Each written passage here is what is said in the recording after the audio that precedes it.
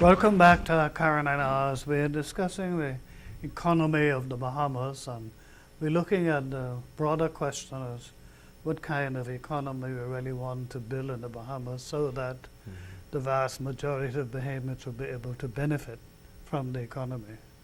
At the break, we were talking about the role of government and the banks, the two entities you mentioned. If we go back to the government, I suppose in any country, the government is responsible for the fiscal policy, laying out policy measures that would contribute to or perhaps hinder the economy, depending on what the nature of the actual policy is. But that's a governmental responsibility to produce the policies. That's right. And part of that would also involve creating an environment in which business should flourish if the economy is to expand. A personal question, putting you on the spot of it, if you, how would you rate the Bahamas government in terms of the question of fiscal policy and creating the environment for business to prosper? I think those are two very different questions, Archbishop, and I want to approach each of them individually. First of all, in terms of the government's fiscal responsibility, I believe that the government should be given fairly high marks for fiscal responsibility from 2 points of view. It took a very, very tough decision recently to implement VAT, value-added taxes, something that we sorely needed in this country, not so much in the form of VAT, but in the form of some kind of revenue, because it was clearly evident that there was a big shortfall between the amount of money that we take in and the amount of money that we spend, the revenues and our expenditure. And so the government took a decision to implement VAT, which incidentally is existent in about 140 countries around the world. And in fact, we are the last country, the last English-speaking country in the Caribbean to actually implement VAT. And so, and some of those other countries, incidentally, have some form of income tax, either corporate or personal. And so some have both. Some have both, exactly. You're absolutely right. And in fact, interestingly enough, I don't know that the public knows this, but there are no countries in the world that I'm aware of, and I stand to be corrected on this, but there are no countries in the world where VAT exists and there's not some form of income tax. And so, because typically what happens is that income tax precedes the value-added tax. But that's just as an aside. And so, I give the government fairly high marks for the implementation of VAT because it was necessary. I give the government a very, very high marks for the implementation of the regularization of the gaming, of local gaming in the Bahamas with the web shops, because that is that's a level of activity, of economic activity, that was really off the radar. It was underground until recently, and it still isn't quite above ground because we still haven't seen the full benefits of it. But again, the government took a decision, contrary to the referendum, that this was an activity that, one, was not going to go away, that would become illicit if we didn't do something about it, that we could either go further underground, and again, we would gain no benefit from it. And so, again, I think the government has done fairly good in the area of raising taxes from, or the potential for raising taxes from the web shops. The third thing I'd give the government credit for is the level of expenditure.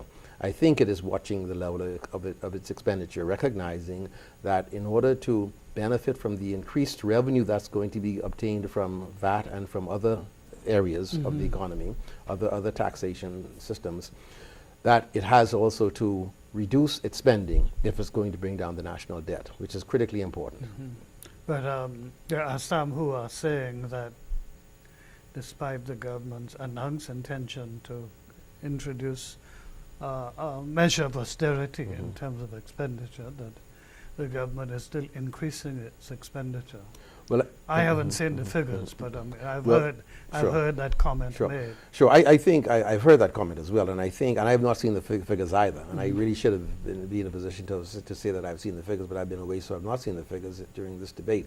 However, I believe what is safe to say is that the rate of growth in expending has not exceeded the rate of income anticipated, which means that if you're able to hold the line, if you're able to, on a percentage basis, reduce the level of spending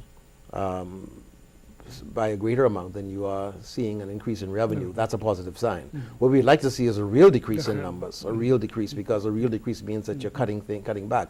But Bahamians have become extremely demanding. Government has become extremely responsive, or has to be responsive to the many needs of our society, and it is taking some very, very tough decisions now that's going to cost us. Decisions that were not taken decades ago or just a few years ago, that have to be taken if we're looking to see our country expand. Now, there was a two-part question you were asking. Yes. One in terms of fiscal responsibility, the other is creating the environment. Creating the environment. But before you do that, one aspect of fiscal policy that I would like for you to address is the whole question of the government's relationship to and with the banking community, because it seems to me that that's an area that requires not just oversight, but the government must have some clear-cut policies in respect of banking, and also some controls. Absolutely, absolutely. And I think if there is a sacred cow in this country, it is the banking sector. And when I'm talking about the banking sector, I'm talking about the commercial banking sector. The banks that lend us money, the Canadian banks, Bank of the Bahamas, Commonwealth Bank, the Bahamian banks, Fidelity, and so forth. That sector, I think, is, if anything, the sort of seems to have been out of the control of, or off limits by successive governments. It seems as though those banks generally can get away with anything in this country without any degree of regulation. And you see that in so many ways, either in the form of charges that service fees that it charges its customers, the differential between the rate that it pays for lending, for its borrowing customers, and the money and what it pays to persons who deposit funds on those accounts.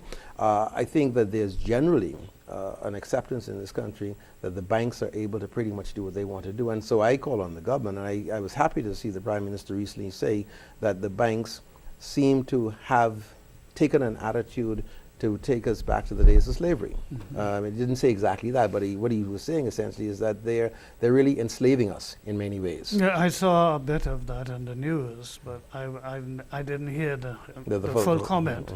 What I was hoping that would have been followed by some kind of action, or some kind of policy decision, something that would deal with that, because it is such an important aspect of ordinary life. It is critically important, and the banks do not lend the money to the people who need it. That's the most unfortunate thing. And in many instances, banks don't lend money to people who have the resources to secure those funds. There are other areas of banking I won't touch on your show, but I think that I find quite invidious, quite unfortunate. But it's an area that needs regulation, greater regulation by the government and also by the central bank. I believe the central bank has a vital role to play. And if we are going to see the economy grow, then the banks have to be encouraged to ease up with respect to lending. They've got to perhaps not be as rigid as they are in terms of the things that they require of persons who are looking to start up businesses in particular. There are many, many viable businesses that cannot find funding in the Bahamas because the banks are not, they will say, they're not in the venture capital business. And no one's asking the banks to be in the venture capital business. But unless banks are able to put funds aside, allocate funds for entrepreneurs, successful or potentially successful entrepreneurial activity that can have adequate oversight, and the bank can impose its oversight criteria and conditions on those companies. Until we have that kind of free flow from the banks, that kind of appreciation from the banks that their role is not one to just lend to persons who want to buy cars and refrigerators and furniture, but to lend to persons who would like to be able to start a business, because that is how the economy grows. And I would have thought that the fact that we borrow or we use legislation from Canada and Australia, New Zealand, from part of the Commonwealth, and certainly in Canada, because so many of our banks have headquarters in Canada. In Canada, there are such strong legislative measures that the Canadian government places on banks. So if it happens, why isn't it that what the rules by which they operate in Canada, why can't our government borrow the same kind of rules to apply locally. Well, Archbishop, I think it really goes to the point. It really accentuates the point I made earlier, and that is that the commercial banking sector in this economy in our country seems to be the golden calf that nobody can touch, that no one could, we all worship and bow down to, we all pay homage to, and nobody seems to be able to say, okay, enough is enough, because the Bahamian banks in the Bahamas that are based in Canada cannot get away with the kinds of things they do in the Bahamas, in Canada. They cannot. And that's why I'm saying that if we borrow so much That's right. in terms of other legislation, we should do the why same did- thing. what's that? We should do the same thing. Yeah. Well, I think that really is the short-sightedness of our legislators. They're the ones who need to be, on whom the pressure has to be brought in order to make sure that the kinds of conditions that obtain elsewhere also obtain in the Bahamas. And we know that to be the case. And it is, but this is something that government is a measure that only government can That's take. correct. Correct. Of course, you would have consultations. There should be et cetera, consultations, absolutely. But the responsibility That's right. for putting in place Is the government's. the mechanisms is the government. It's the government's. The banks are never going to say, well, regulate us more. No, The government has to say, here, if you're going to operate in this environment, here are the rules of engagement. These are the things that you've got to comply with.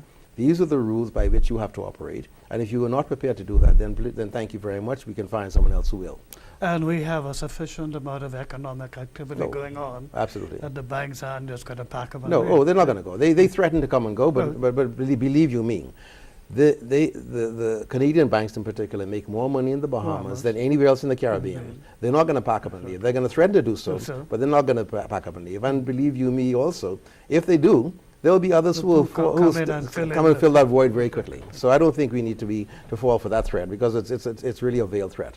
But from your point of view, and I think I would agree, we can't hope to have an improvement in the economic situation if we leave this area untouched. I agree, and I'll tell you one other thing, Archbishop, that I think needs to be done fairly quickly, is that the government should find a way of taxing the banks in the Bahamas when they expatriate profits. I've been writing about this and speaking to this at every opportunity. There is no reason why we in the Bahamas should be paying the taxes to people in Canada. So when the profits that are earned by the Canadian banks here go back to Canada, we should be taxing them at a rate of 20-30% for expatriating or repatriating their profits. Because what is actually happening now, that the Canadian government is deriving more taxation benefit than we are getting. That's exactly right. And the money is made here. Money's made here. And so, I mean, it's just... there's a level of and a sense of inequity about it all. It really needs to be looked at very closely. Well, we must take our second break for that.